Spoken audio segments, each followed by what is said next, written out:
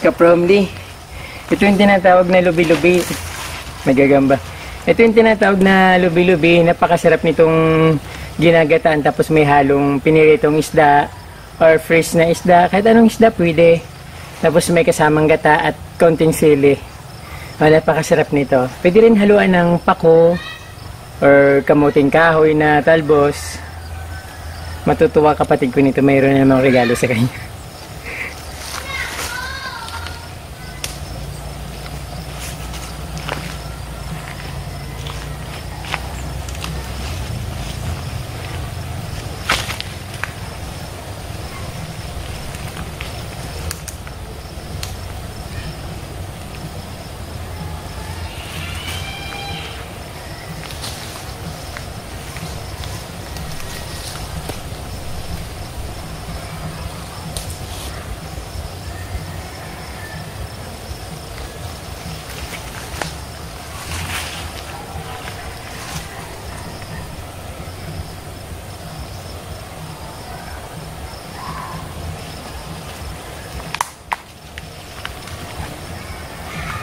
Ito yung pako sa bukid, pakong bukid kung tawagin sa amin. Kasi mayroon din pako na ibang klase, yung nakukuha sa malapit sa mga bayan, yung sa mga malalaking ilog.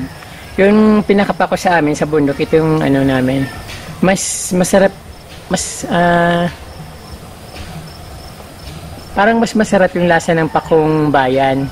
Yung medyo maliliit. Kasi itong pakong bukid, nilalagay lang namin ito. Tapos yun na yun. Yung, siguro nagsawa lang kami dito sa pako na ito. Pero siguro pareho lang yung lasa. Masarap din to. Nilalagay namin. Minsan nilaga lang na pako. Tapos may asin at bitsin. Yun na yun. Yun ang ulam namin. Pangdagdag rin to sa lubi-lubi. Pwede rin itong gawing bonsai. Tatanggalin mo lang yung balat. Tapos yun na yun. Hindi na siya lalaki. Tapos ilalagay mo lang sa isang lugar na medyo may kaunting lupa. Or kahit walang lupa pwede naman. Pero mas maganda kung may kaunting lupa. Kasi para hindi siya namamatay. Tapos yung pag ano nito, pag bonsai, pag natanggalan mo ng balat, pag ganun yung paglagay niya, patumba siya. Tapos yung puno niya, kusa siyang tatayo ng ganon. Ganon lang yung kasimple ng gumawa ng bonsai na niyog. So babalikan ko na lang to kasi meron akong mga dala. Nakakuha kasi ako ng bunot, saka yung gulay na lubi-lubi. Tapos meron din akong pako. Swerte, meron akong nakuha ang alocasia. Dito lang, malapit lang sa bahay. Ginadaan-daanan lang sa dito.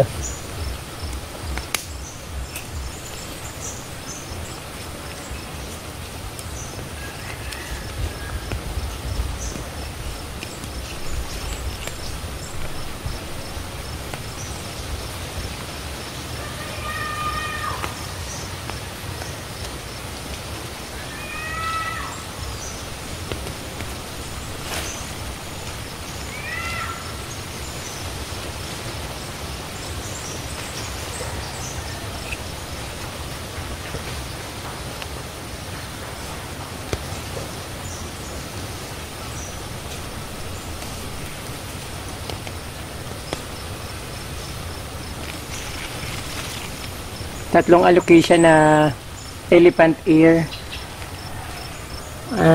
Hindi ko alam kung sigurado kung elephant ear to, pero alam ko ganito yung ano.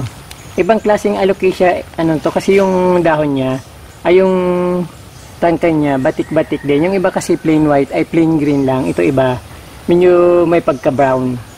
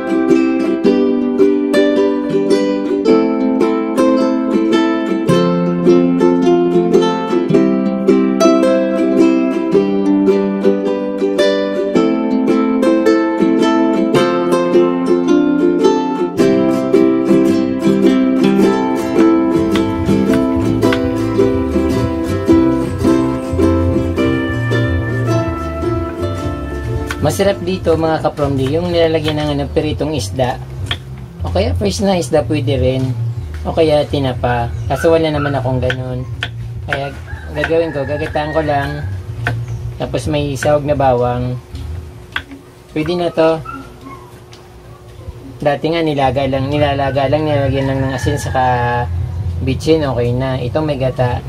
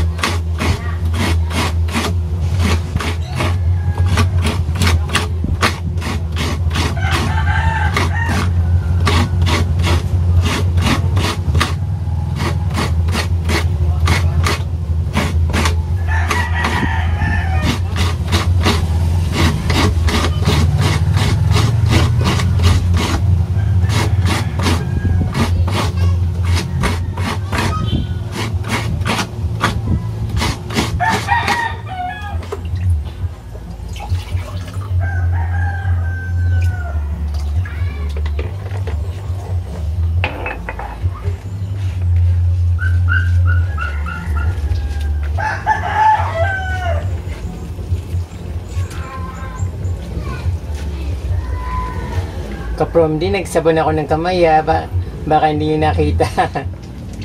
Malinis kamay ko Pasensya na kayo sa lababo ko kasi kawayan nung lababo ko.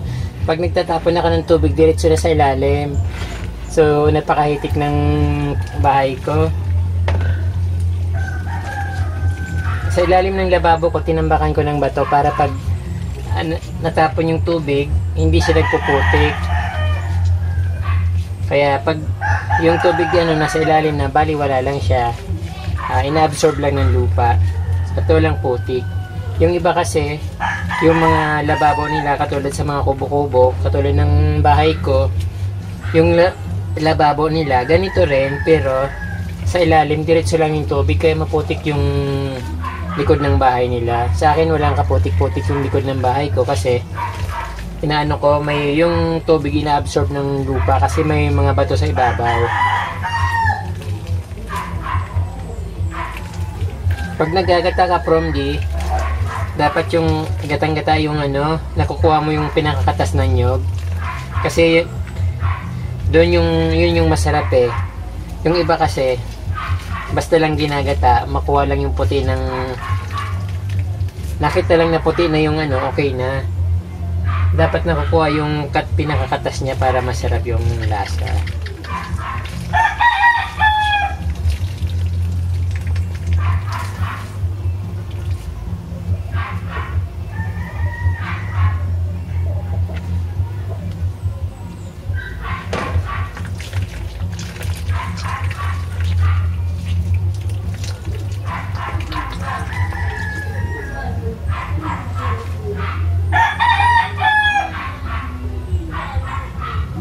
Isisave ko yung unang gata kasi ilalagay ko siya pag natuyo na yung pangalawang gata. Kapromdi, ito yung lababo ko. Yung tubig diretso lang sa ilalim kapag nagtatapon ako ng tubig. So, pero hindi naman siya pumuputik sa ilalim kasi mayroon siyang mga bato. Tinambakan ko siya ng bato, kaya yung tubig na bumabagsak galing dito sa taas, galing sa aking lababo na kawayan, ay automatic na ina-absorb ng tubig. So, kaya wala siyang putik sa likod. Karamihan kasi sa mga bahay dito, walang lababo or wala yung lababo nila, diretso lang sa sa likod ng bahay yung tubig pagtatapon. Kaya yung mga likod nila may putik. So, nakakadiring tingnan. Dito sa ilalim ko, although nakakadiri naman tingnan yung kawayang talaga pag yung ganito yung lababo mo, at least walang putik sa likod ko, likod ng kubo. Kung ano yung nakikita nyo sa harap, ganun din yung makikita nyo sa likod ng kubo ko. So ganun kalinis dito sa aking kubo. Although mukha nga lang marumi, pasensya na, pinapakita ko yung ori ng pamumuhay ko dito kasi yun talagang totoo. Baka isipin nyo ay kung pakita yung loob ng bahay ko kasi marumi. Hindi naman, malinis naman yung bahay ko, kaso lang, kaya nga lang Kapag yung kawayan kasi yung lababo mo, talagang mukhang marumi, walang kaayusan. Yun. Hindi katulad ng mga tiles or aluminum na kapag binuhusan mo ng tubig, wala na yung mga akala mo linis-linis na. Yung dasim lang din naman yung ganun dito. Kaso nga lang, ito kawayan. So, kapag tingnan mo, parang marumi siya. Pero malinis naman siya. Lagi ko yung sinasabon. Ilagay ko na yung bawang kasi pag kumulo siya para malasa.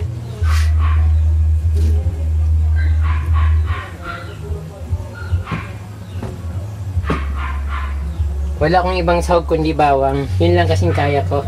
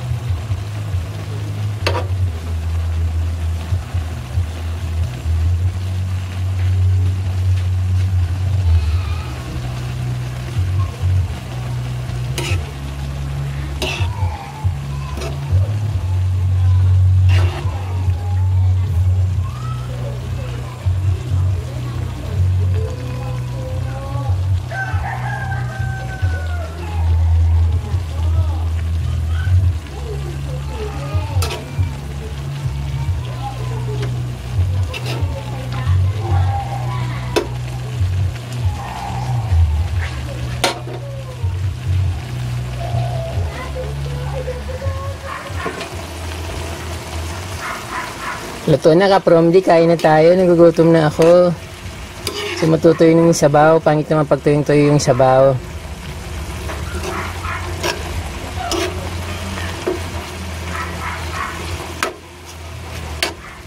Masarap to kahit walang sahog.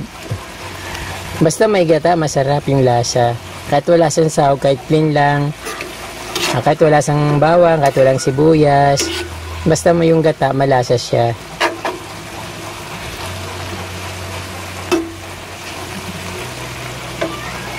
Hanggang ano ko na to, 2 araw. Pag hindi napapanis, minsan 2 araw, minsan 2 kainan.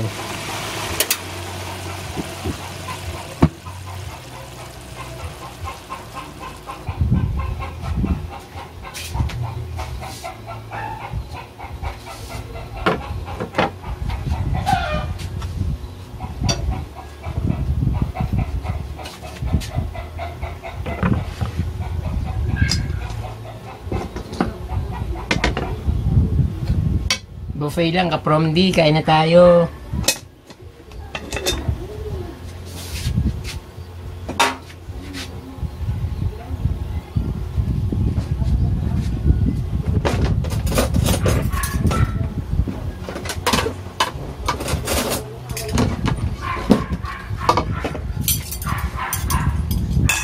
Samahan niyo akong kumain, ka, Promdi.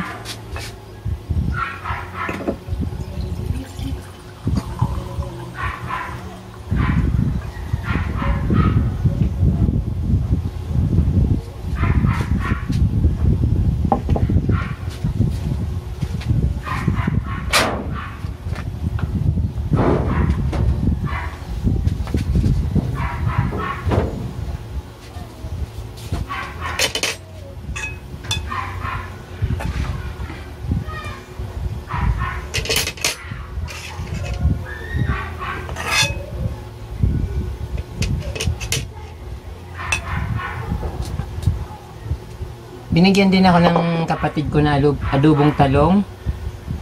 Ito, kaya dami-dami ko tuloy gulay. So, ilang araw ko yung bago maubos.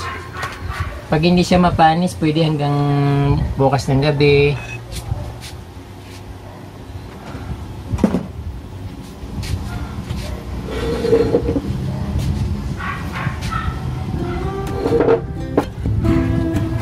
Kain po tayo.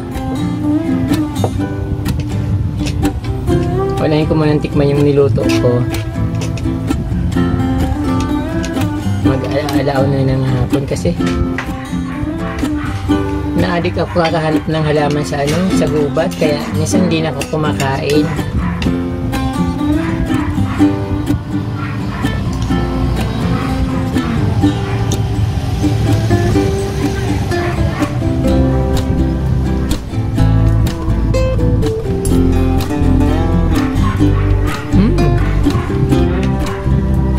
Pakasarap.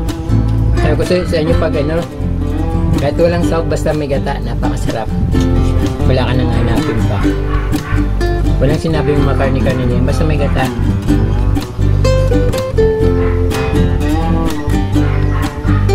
Malutong yung pako.